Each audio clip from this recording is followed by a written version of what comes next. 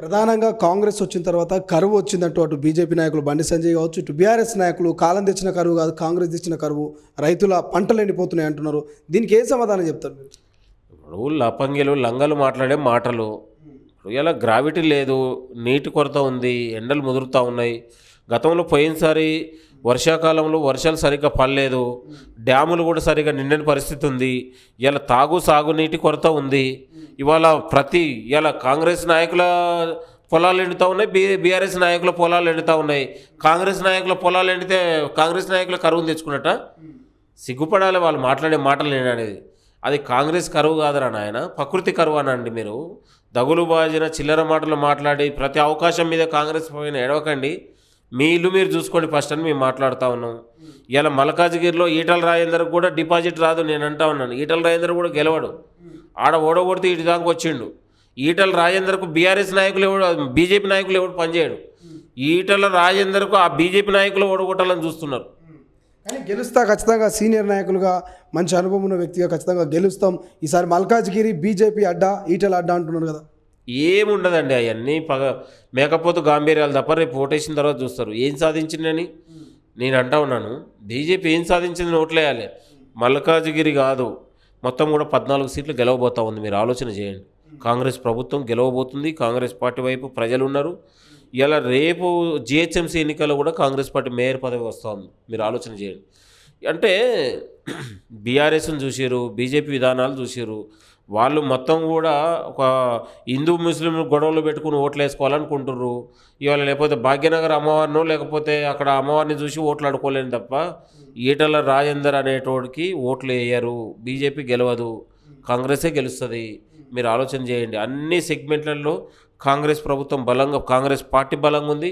ప్రభుత్వం తీసుకొస్తున్న పథకాలు కూడా ప్రజలలో ఒక ఆదరణ పెరిగింది, విశ్వాసం పెరిగింది. 3 నెలలకి 10 ఏళ్ల కాలంలో బీఆర్ఎస్ పార్టీ చేయలేని పనులు ఇవాళ 3 నెలల్లో ఇవాళ కాంగ్రెస్ ప్రభుత్వం చేసి తీరింది. అది మామూలు విషయం కాదు నేను అంటా ఉన్నాను. ఏనాడు కూడా ప్రజల గురించి, ప్రజల ఆలోచన గురించి పట్టించుకోలేదు కదా వీళ్ళు. కాబట్టి ఇలా రాజేందర్ అయినా, ఇంకో అయినా, ఎల్లయ్య అయినా, మల్లయ్య అయినా గెలిచే పరిస్థితి లేదు. ఇద్దరు ఒకటే తోడు దొంగలు, రాజకీయ తోడు దొంగలు.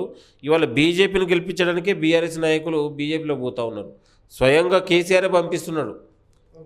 కాబట్టి దాన్ని మనం పరిలో తీసుకోవాల్సిన అవసరం లేదు. ప్రధానంగా మల్లారెడ్డి విషయానికి వస్తే, మల్లారెడ్డిని కాంగ్రెస్లో చేర్చుకోవట్లేదు అనేది బయట నడుస్తున్నటువంటి చర్చ. మల్లారెడ్డి ఒకవేళ కాంగ్రెస్లో చేర్చుకోకపోతే బీజేపీకి వెళ్తా అంటున్నాడు. మల్లారెడ్డి ఓటు బ్యాంకు అటు మేడ్చెల్లు, మల్కాజ్గిరి ఆ ప్రాంతంలో కాంగ్రెస్ మీద ఏమైనా ఎఫెక్ట్ చూపిస్తుందా మల్లారెడ్డి బీజేపీలోకి పోతే? మల్లారెడ్డి అనేటోడు ఒక రాజకీయ దళారి, అడ్డ మీద కూలి. వాడు కాలేజీల కోసం, వ్యాపారం కోసం ఎక్కడికైనా ఏ గడ్డి తినేటోడు. విలువలు లేవు. విద్యార్థుల రక్తం తాగేటోడు. ఇవాళ రోజుకు విద్యార్థి ఏడుస్తూ ఉన్నారు, కన్నీళ్ళు పెడతా ఉన్నారు.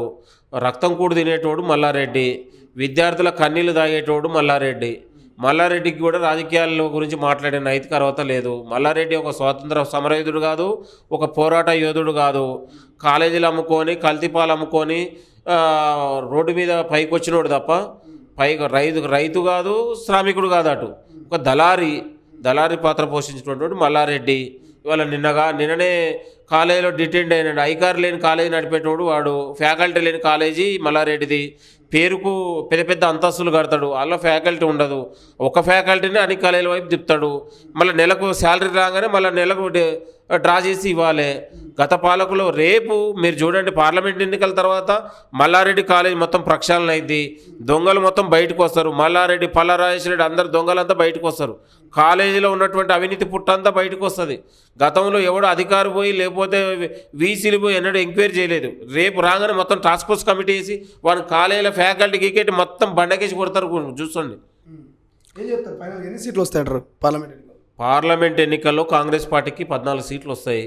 మేము నమ్ముతా ఉన్నాం, సర్వేలు చెప్తాం. ఖచ్చితంగా ఫిక్సా? వస్తాయండి. నేను అనేది వస్తాయంటే మనం గ్యారంటీ కాదు కదా. ప్రజలకు ఉన్నటువంటి విశ్లేషణ, మేధావుల విశ్లేషణ, ఇప్పుడు జరుగుతున్నటువంటి ప్రజల మేధోమదనం జరుగుతూ ఉంది. అవకాశం ఉంది. 14 సీట్లు రాబోతూ ఉంది. కాంగ్రెస్ పార్టీ బలంగా ఉంది. ఇవాళ రాహుల్ గాంధీ గ్రాఫ్ పెరిగింది.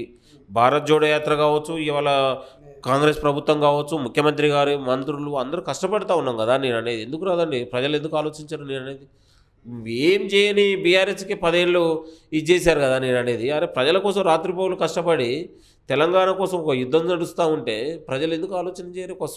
ఒక స్వేచ్ఛ వచ్చింది, ఒక స్వాతంత్రం వచ్చింది లాగా అనిపిస్తుంది. మీరు ఎక్కడ చూసినా కూడా ఒక స్వేచ్ఛను వచ్చింది, ప్రజలకు ఒక స్వేచ్ఛ వచ్చిందా? అమ్మ కేసీఆర్ నుంచి వచ్చింది నాయన, వాడు మనల్ని అరిగోస పొట్టించిండు, 3 చెరువు తాపించిండు, వాడు ఎక్కడ అసలు ఒక ఫ్యూడల్కి ఒక ఒక నియంత్రణ నుంచి మనం ఒక విముక్తి కలిగినలాగా ప్రజలు బాగా ఫీల్ అవుతూ ఉన్నారు. ఎందుకు రాదండి? ఇంకా తెలంగాణలో కాంగ్రెస్ పార్టీ ఇంకో 10 ఏళ్ళ నుంచి 20 ఏళ్ళు ఉంటుంది ఖచ్చితంగా. ఇది ఉంటుందంటే మనం ప్రజల కోసం చిత్తశుద్ధితో పనిచేస్తూ ఉన్నాం. పాలకులం కాకుండా సేవకుల్లాగా ఉంటే ఎందుకు ప్రజలు ఆలోచన చేయరు అనేది. సో ఫైనల్గా దయాకర్ గారు, ఇప్పటికే భువనగిరికి సంబంధించి మీరు దరఖాస్తు చేసుకున్న ఎంపీ అభ్యర్థిగా, సో అక్కడ బీసీ నాయకుని బీజేపీ బరిలోకి దించింది. సో ఇప్పటికీ కాంగ్రెస్ అభ్యర్థి ప్రకటన పూర్తి స్థాయి కంప్లీట్ కాలేదు, ఇతర నాయకుల పేర్లు వినిపిస్తూ ఉన్నాయి. సో ఆశాగా మీరేమనుకుంటున్నారు? ఎవరి టికెట్ వచ్చినా సహకరించి గెలిపించుకుంటారా? ఇప్పుడు పార్టీలో ఒక ఆశావాడుగా నేను కూడా అప్లై చేసుకున్నాను. ఎందుకంటే మన సామాజిక వర్గం కావచ్చు, బీసీలు గౌళ్ళు ఉన్నటువంటి ప్రాంతం, ఒక యూనివర్సిటీ విద్యార్థి నాయకుడిగా వచ్చినాం కాబట్టి అవకాశం ఇవ్వండి అని అడిగినాం.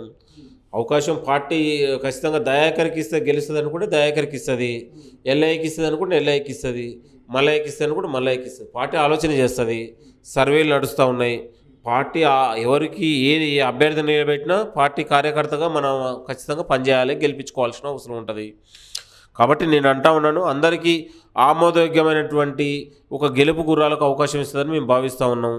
పార్టీ సామాజిక సమీకరణ చేస్తుందా లేదా ఇంకో కోణంలో, ఏ కోణంలో చూసినా పార్టీ గెలుపు కోసం, అభ్యర్థి గెలుపు కోసం అందరం పనిచేయాల్సి ఉంటుంది నేను అనేది.